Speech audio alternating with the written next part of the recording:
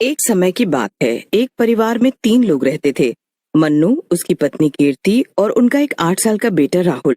रमेश किसी फैक्ट्री में काम करता था और उसकी पत्नी घर संभालती थी। उसका एक खुशहाल परिवार था। मन्नू और कीर्ति राहुल को बहुत प्यार करते थे। सब कुछ बहुत ही अच्छा चल रहा था। और फिर एक दिन राहुल अपनी माँ से बोलता है। माँ, मेरा जन्मदिन आने वाला है। आप मेरे जन्मदिन पर क्या करने वाली हो? आपने तो कुछ तैयारी भी नहीं की। अरे बेटा राहुल, ऐसा कुछ भी नहीं है। मैं एक हफ्ते से तुम्हारे पापा को सामान की लिस्ट दे रही हूँ, पर रोज वो सामान लाना भूल जाते हैं। अभी तुम्हारे पापा को फोन करती हूँ और सब सामान मंगवाती हूँ, ठीक है? कीर्ति मन्नू को फोन करती ही है कि इतने में ही वो घर आ जाता है। और उस दिन भी वो सामान लाना भूल जाता है। अजी, आज सामान बोला था आपको, नहीं लाए क्या? अरे कीर्ति, आज भी लेट हो गया और मार्केट भी सारी बंद हो गई थी, तो इसीलिए नहीं ला पाया। मैंने आपको एक हफ्ते से बोल रखा है कि सामान लाना है। राहुल के जन्मदिन को सिर्फ 2 दिन बच गए हैं और आप हैं कि सामान ही नहीं ला रहे हैं अभी तक। अगर कल सामान नहीं आया ना तो घर में मत आइएगा आप, समझे? अगले ही दिन मन्नू को काम से आने में देर हो जाती है और मार्केट भी बंद हो जाती है। मन्नू वहीं पास के नुक्कड़ पर जाकर बैठ जाता है। क्या वो भाई साहब बड़े परेशान लग रहे हो? कोई बात है क्या? अरे भैया, मेरे बेटे का जन्मदिन है और मार्केट बंद हो गई है। अगर आज भी मैं सामान लेकर नहीं गया तो मेरी पत्नी मुझे घर में नहीं घुसने देगी। समझ नहीं आ रहा क्या करूं। अरे परेशान मत हो, यहाँ थोड़ी दूर पर ही एक मार्केट है, मैं तुम्हें ले चलता हूँ। तुम वहां से अपना सारा सामान खरीद सकते हो। फिर वो आदमी मन्नू को उस मार्केट में लेकर जाता है। मन्नू मार्केट देखकर बड़ा हैरान हो जाता है, क्योंकि वो बहुत ही बड़ी और सुंदर होती है। मन्नू ये देखकर बहुत खुश हो जाता है और अपना सामान लेने लगता है। मन्नू एक एक करके सब दुकानों से सामान लेने लगता है, लेकिन वो देखता है कि वहाँ के सब दुकानदार थोड़े अजीब से ही होते हैं। किसी के चेहरे पर कोई मुस्कुराहट ही नहीं होती। बस सबके सब चुपचाप बैठे सामान बेचते रहते हैं। कोई दुकानदार बात भी नहीं कर रहा होता। लेकिन यहाँ के लोग बहुत अजीब है, ज्यादा बात ही नहीं करते। खैर मुझे क्या, मुझे तो मेरा सामान मिल गया ना। अरे सब खरीद लिया तुमने? कुछ रह तो नहीं गया? अरे नहीं नहीं, सब खरीद लिया मैंने। और ऐसी मार्केट मैंने पहली बार देखी है जहाँ इतना सस्ता सामान मिलता है। लेकिन मैं इतना सारा सामान अकेले घर लेकर कैसे जाऊंगा? बस यही सोच रहा हूँ। यहाँ तो कोई रिक्शा या ऑटो भी नहीं दिख रहा। अरे थोड़ी ही दूरी पर मेरा ऑटो खड़ा है, मैं तुमको तुम्हारे घर छोड़ देता हूँ। इतनी रात में ये ऑटो कहाँ से लाया? जब मिला था तब तो ये पैदल ही था। खैर मुझे क्या, मुझे तो घर जाने से मतलब है। मन्नू ज्यादा नहीं सोचता और उस आदमी के साथ चला जाता है और उसके ऑटो में बैठकर अपने घर के बाहर उतर जाता है। फिर वो आदमी वहां से चला जाता है और मन्नू अपना सामान लेकर घर आ जाता है। कीर्ति बहुत खुश हो जाती है और वो दोनों सारा सामान घर के अंदर ले जाते हैं। फिर वो सब खाना खाकर कमरे में लेट जाते हैं। लेकिन उस रात मन्नू उसी मार्केट के बारे में सोचता रहता है और फिर सोचते सोचते सो जाता है। ऐसे ही 2 दिन निकल जाते हैं और राहुल का जन्मदिन आ जाता है। रात को राहुल के सारे दोस्त घर आते हैं और उसे विश करते हैं। कीर्ति फिर जन्मदिन की तैयारी में लग जाती है। कीर्ति फिर अंदर से केक लेकर आती है और टेबल पर रख देती है। फिर सब लोग केक के आसपास इकट्ठा हो जाते हैं और राहुल केक काटने लगता है। सब राहुल को मुबारकबाद देते हैं। सब बच्चे मास्क लगाते हैं, पर मास्क लगाते ही वो अजीब हरकत करने लगते हैं। थोड़ी देर तो मन्नू और कीर्ति को ये सब मजाक लग रहा होता है, पर जब वो देखते हैं कि एक बच्चा जिसने कुत्ते का मास्क पहना है वो सबको काटने लगता है, तो वो लोग डर जाते हैं। जी, जल्दी सबके चेहरे से ये मास्क उतरवाओ, कुछ तो गड़बड़ है। मन्नू सबके चेहरे से मास्क उतारने लगता है, पर वो मास्क तो उनके चेहरे से चिपक गए होते हैं और उतरने का नाम ही नहीं ले रहे होते हैं। अब दोनों चिंता में आ जाते हैं। अरे कैसे मास्क है ये? और बाकी जो भी सामान तुम कल लेकर आए हो ना, सब पे कुछ गड़बड़ है। तुम कुछ करो ना। तुम अभी के अभी उस मार्केट जाओ और जाकर दुकानदार से बोलो। पर अभी तो काफी रात हो चुकी है। अरे कैसे मास्क है ये? और बाकी जो भी सामान तुम कल लेकर आए हो ना, सब पे कुछ गड़बड़ है। तुम कुछ करो ना। तुम अभी के अभी उस मार्केट जाओ और जाकर दुकानदार से बोलो। अरे अब दिन रात मत देखो और अभी के अभी जाओ। मन्नू कीर्ति के जिद करने पर तभी के तभी मार्केट के लिए निकल जाता है। वहां जाकर वो दुकानदारों से सामान की शिकायत करता है और उसे वहां से कोई जवाब ही नहीं मिलता। अरे अजीब बात है, मैं कब से बोले जा रहा हूँ पर यहाँ तो कोई दुकानदार कुछ बोलता ही नहीं। बड़े ही अजीब।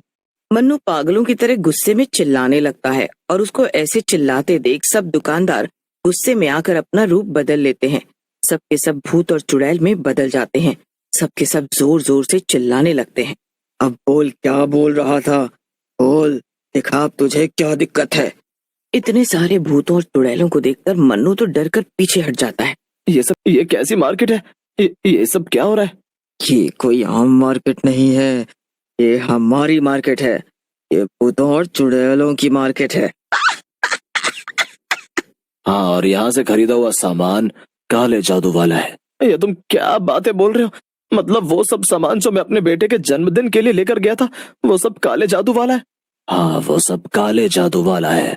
ऐसा मत करो, मेरे घर में सब बच्चे वो मास्क पहनकर अजीब हरकत कर रहे हैं। मुझे नहीं पता था ये भूतों और चुड़ैलों की मार्केट है। मन्नू सभी भूतों और चुड़ैलों से विनती करता है, पर कोई उसकी एक बात नहीं सुनता। मन्नू हार कर घर आ जाता है और सारी बात अपनी पत्नी कीर्ति को बताता है। कीर्ति तो ये सब सुनकर अपना सर पकड़ लेती है। हे भगवान, ये किस मार्केट से सामान उठा लाया? अब हम क्या करेंगे? खुद सोचो। कुछ देर दोनों सोचते हैं कि तभी मन्नू को उस आदमी का ख्याल आता है। वो आदमी जिसने उस रात मुझे उस मार्केट के बारे में बताया था, वो पक्का जानता होगा। पर तुम उसे ढूंढोगे कहाँ? उसे ढूंढने की जरूरत नहीं। वो देखो, सामने वो आ गया। मैंने उसे जन्मदिन पर बुलाया था और देखो, वो आ गया। अब तुम बिल्कुल ऐसे रहना जैसे हमें उस मार्केट के बारे में कुछ नहीं पता। मन्नू और कीर्ति उस आदमी को लेने दरवाजे पर जाते हैं और उसका स्वागत करते हैं। वो आदमी बच्चों को ऐसे अजीब बर्ताव करते देख बड़ा खुश होता है। वो आदमी बड़ा हैरान होता है कि आखिर मन्नू इतना नॉर्मल कैसे है। उसके सामने सारे बच्चे इतने अजीब बर्ताव कर रहे हैं, फिर भी वो खुश कैसे है? मन्नू उस आदमी के लिए कुछ खाने का लेकर आता है। उसे खाते ही वो आदमी बेहोश हो जाता है और होश में आते ही वो खुद को रस्सी में बंधा हुआ पाता है। अरे ये क्या, मुझे किसने बांधा? अब चुपचाप से सच सच बता कि ये तूने क्या किया और क्यों किया। मैंने क्या किया? ये सब क्या बोल रहे हो? और खोलो मुझे अभी के अभी। हम तुमको खोलने तो नहीं वाले। हाँ, एक शर्त पर खोलेंगे, जब तू हमें सच सच बताएगा कि तूने ऐसा क्यों किया, क्यों मेरे पति को उस भूतों और चुड़ैलों की मार्केट में भेजा, क्या है वहां का सच, और कैसे बचाएं अब हम अपने बच्चों को उस काले जादुई मास्क से। मन्नू और कीर्ति जब उस आदमी को पुलिस को देने की धमकी देते हैं तो वो सब सच सच उगल देता है। देखो, मुझे सब सच पता था उस मार्केट के बारे में और मैंने तुमको जानकर वहां भेजा, पर इससे तुम्हारा क्या फायदा? फायदा नहीं, मजबूरी है। उन भूत और चुड़ैलों ने मेरे बच्चे को वहां कैद कर रखा है। वो मुझे धमकी देते हैं कि जब उसके बदले में मैं 10 बच्चे उनको लाकर दूंगा तब वो उसे छोड़ेंगे। जब तुमने बताया कि तुम्हारे बेटे का जन्मदिन है तो मैं खुश हो गया कि यहाँ तो बहुत बच्चे आएंगे और मैं अपने बच्चे के बदले उनको देकर उसे आजाद करा लूंगा। तो तुम अपने एक बच्चे के लिए इतने बच्चों की कुर्बानी देने को तैयार हो? तो मैं क्या करूं? मेरे पास और कोई रास्ता नहीं बचा। हम तुम्हारे बच्चे को बचाने का कोई तरीका ढूंढते हैं। सब मिलकर उस आदमी के बच्चे को बचाने का तरीका सोचते हैं और फिर उनको एक तरकीब सूझती है। इस बार कीर्ति उस मार्केट में जाती है। वो बड़े ध्यान से एक एक दुकान पर जाती है और देखती है। उसे एक दुकान पर एक बच्चा दिखता है जिससे दुकानदार नौकरों की तरह काम करवा रहा होता है। कीर्ति समझ जाती है कि ये उसी आदमी का बच्चा है। मुझे यहाँ से वो सामान और उधर से 2 पैकेट आटा और हाँ, वहां से एक एक पैकेट सब पैक कर दो। दुकानदार सब पैक कर देता है और अब कीर्ति अपनी चाल चलती है। अरे, मेरी गाड़ी तो वहां खड़ी है, मैं कैसे ये सामान वहां तक लेकर जाऊं? आप इस बच्चे को बोलो ना कि मेरा सामान गाड़ी तक छोड़ कर आए। कीर्ति उस बच्चे को अपने साथ लेकर जाती है। वहां उसकी कोई गाड़ी नहीं खड़ी होती, बल्कि वो आदमी ऑटो लेकर खड़ा होता है। बाप और बेटे एक दूसरे को देखकर खुशी से पागल हो जाते। जल्दी अंदर बैठो और वक्त मत बर्बाद करो। कीर्ति उस बच्चे को अंदर बैठाती है और वो वहां से निकल जाते हैं। उसके बाद वो सीधा घर आ जाते हैं। उस आदमी के बेटे को वो बचा लेते हैं, पर अब चिंता होती है उन बच्चों की जिन्होंने मास्क लगा रखा होता है। अब तुम्हारा बेटा तो तुमको मिल गया ना, पर इन बच्चों को कैसे ठीक करें? ये मास्क इनसे चिपक गए हैं। मुझे पता है कि ये कैसे ठीक होंगे। ये मास्क पेपर के हैं, तो बस आप इनके ऊपर पानी डालो जिससे ये अपने आप खराब हो जाएंगे। बस फिर क्या, सब लोग उन बच्चों पर भर भर कर पानी डालते हैं और कागज के मास्क गलकर निकल जाते। मास्क निकलते ही बच्चे पहले की तरह नॉर्मल हो जाते हैं। उसके बाद कीर्ति उस मार्केट से लाए सब सामान को आग लगा देती है